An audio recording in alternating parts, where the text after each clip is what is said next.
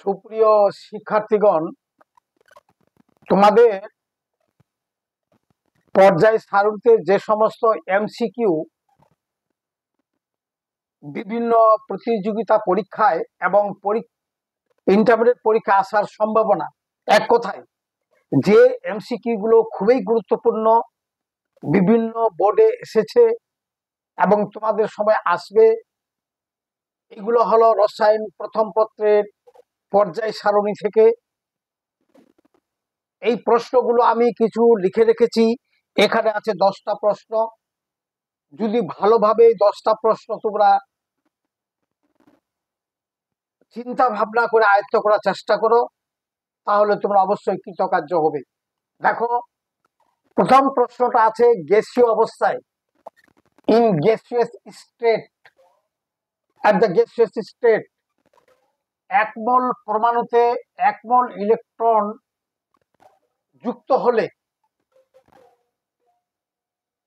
1 মোল পরমাণুতে 1 মোল ইলেকট্রন যদি যুক্ত হয়, তখন যে শক্তির পরিবর্তন হয়, মনে রাখিও 1 মোল পরমাণুতে 1 মোল ইলেকট্রন সংযুক্ত হবে গ্যাসীয় অবস্থায়, তখন যে শক্তির পরিবর্তন হয় সেটা হলো প্রথম ইলেকট্রন আসক্তি।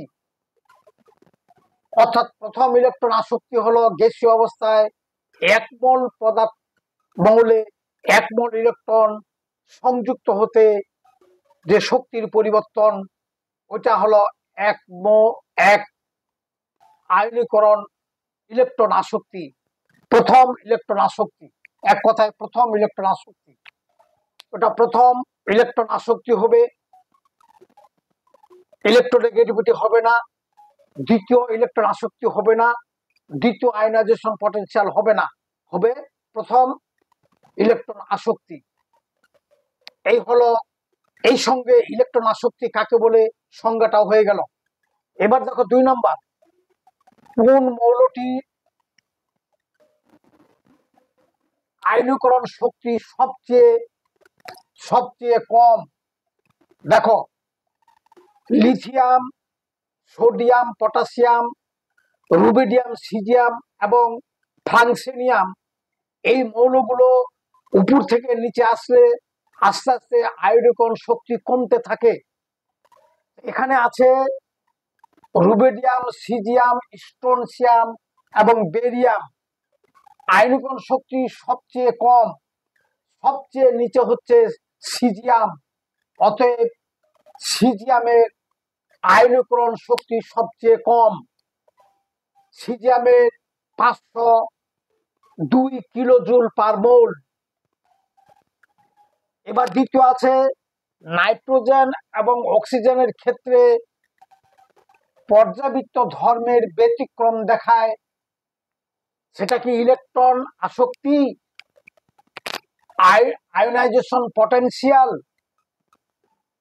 তড়িৎ ঋণাত্মকতা, পারমাণবিক ব্যাসার্ধ, কোনটা ব্যতিক্রম দেখায়? অক্সিজেনের নিচে হচ্ছে নাইট্রোজেন। হিসাব মতো এই মৌলটার আয়নীকরণ শক্তি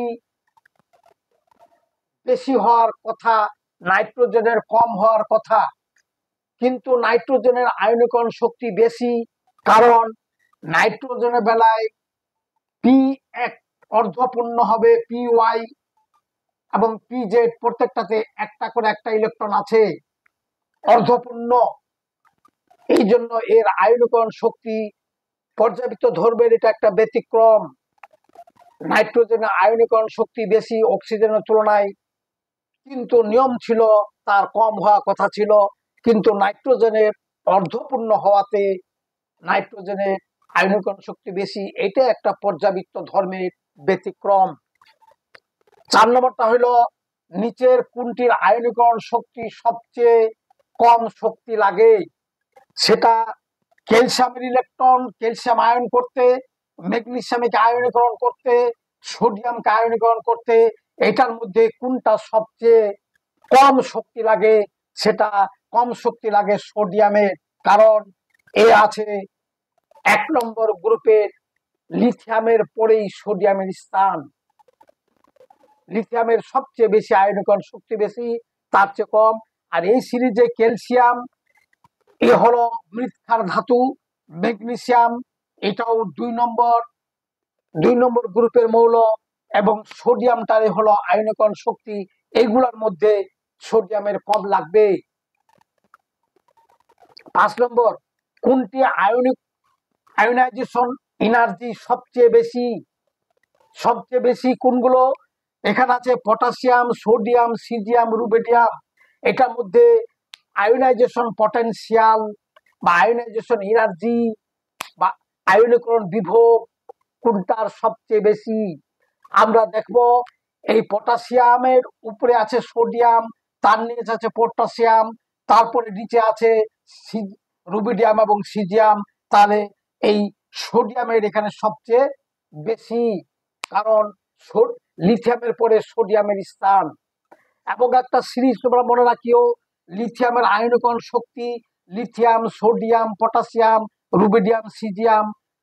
লিথিয়ামের 900 কিলোজুল পার মোল, সোডিয়ামের 738 কিলোজুল পার মোল, এবং পটাশিয়ামের 590 কিলোজুল পার মোল, এবং রুবিডিয়ামের 550 কিলোজুল পার মোল, সিজিয়ামের হচ্ছে 502 কিলোজুল পার মোল। তাহলে এই সিরিজের সবচেয়ে লিথিয়ামের সবচেয়ে বেশি। তাহলে এখানকার মধ্যে সোডিয়াম, পটাশিয়াম এর কম, সবচেয়ে বেশি হচ্ছে সোডিয়ামের।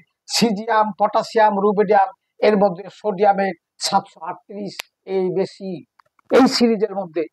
অর্থাৎ পটাশিয়াম, সোডিয়াম, সিজিয়াম, রুবিডিয়ামের মধ্যে সোডিয়ামের আয়নীকরণ বিভব, আয়োনাইজেশন এনার্জি সবচেয়ে বেশি এইগুলোর মধ্যে। এবং এই সিরিজটা মনে রাখলে অনেক জায়গায় তোমাদের কাজে লাগবে। এবার কোনটি আয়োনাইজেশন পটেনশিয়াল নিম্ন? এখানে আছে ম্যাগনেসিয়াম, সিজিয়াম, সোডিয়াম, ক্যালসিয়াম। এখানে নিঃসন্দেহে সিজিয়ামটার আয়োনাইজেশন সবচেয়ে কম। এই ধারার মধ্যে ম্যাগনেসিয়াম, সিজিয়াম, সোডিয়াম, ক্যালসিয়ামের মধ্যে সিজিয়ামের আয়োনাইজেশন এনার্জি বা আয়োনাইজেশন পটেনশিয়াল সবচেয়ে নিম্ন। এবার নিচের কোনটি প্রথম আয়নীকরণ শক্তি কম, সবচেয়ে সর্বনিম্ন? এখানে আছে লিথিয়াম, সোডিয়াম, পটাশিয়াম, রুবিডিয়াম। এর মধ্যে এদের মধ্যে রুবিডিয়ামের সবচেয়ে কম। কাজেই এই সিরিজটা মনে রাখলেই অনেকগুলো সমস্যার সমাধান হবে। এবার পরের প্রশ্ন আছে, বিরল মৃত্তিকা inner transition element F block মৌলগুলো সাধারণত 6 নম্বর পর্যায়ের 4F, 7 নম্বর পর্যায়ের 5F এগুলো হলো ইনার ট্রানজিশন। 27টা মৌলকে ইনার ট্রানজিশন মৌল বলা হয়, বিরল মৃত্তিকা মৌল বলা হয়। এবং এরা সবাই 3 নম্বর গ্রুপ থেকে উৎপত্তি হয়েছে, অর্থাৎ ল্যান্থানাইড এবং অ্যাক্টিনাইড যারা এফে, 4F এবং 5F এ 6 নম্বর এবং 7 নম্বর পর্যায়ের, তাদেরকে বলা হয় ইনার ট্রানজিশন এলিমেন্ট। এবং এরা হলো 3 নম্বর গ্রুপের মৌল, যথাক্রমে ল্যান্থানাইড 6 নম্বর পর্যায়ের 4F, অ্যাক্টিনাইড হলো 7 নম্বর পর্যায়ের 5F। এরা 4F এবং 5F, এদেরকে বলা হয় 4F এবং 5F, এদেরকে বলা হয় ইনার ট্রানজিশন। এবং এরা হলো বিরল মৃত্তিকা বাংলায়, এবং এরা 3 নম্বর গ্রুপের মৌল। এবার কোনটি রঙিন যৌগ গঠন করে?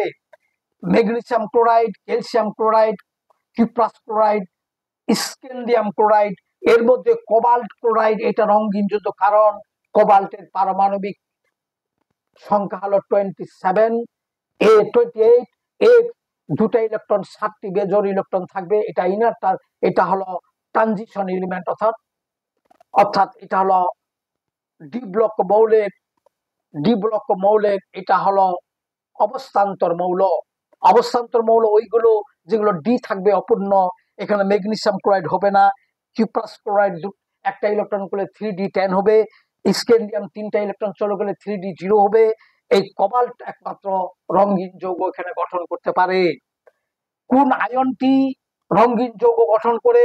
এখানে আছে ক্যালসিয়াম 2+, নিকেল 2+, মার্কারি 2+, জিঙ্ক 2+। এর মধ্যে নিকেল 2+, এটার অপূর্ণ ইলেকট্রন ডি অরবিটালে বেশি। এখানে মার্কারির এখানে জিঙ্কের হলো 3d10, মার্কার হলো 4d10, এবং ক্যালসিয়ামের তো প্রশ্নই আসে না। সুতরাং নিকেল 2+ এই আয়নটি রঙিন যৌগ গঠন করতে পারে। অর্থাৎ যেগুলো যেগুলো ট্রানজিশন এলিমেন্ট, অর্থাৎ যেগুলো হলো অবস্থান্তর মৌল, এই মৌলগুলোর ডিতে যদি অপূর্ণ থাকে আয়ন অবস্থায়, তবে সেগুলো রঙিন যৌগ গঠন করতে পারে। এই হলো এই 10টি খুবই গুরুত্বপূর্ণ এমসিকিউ, যেগুলো বারবার বুঝে পড়লে তোমাদের অনেক কাজে লাগবে। তোমাদের সকলকেই ধন্যবাদ।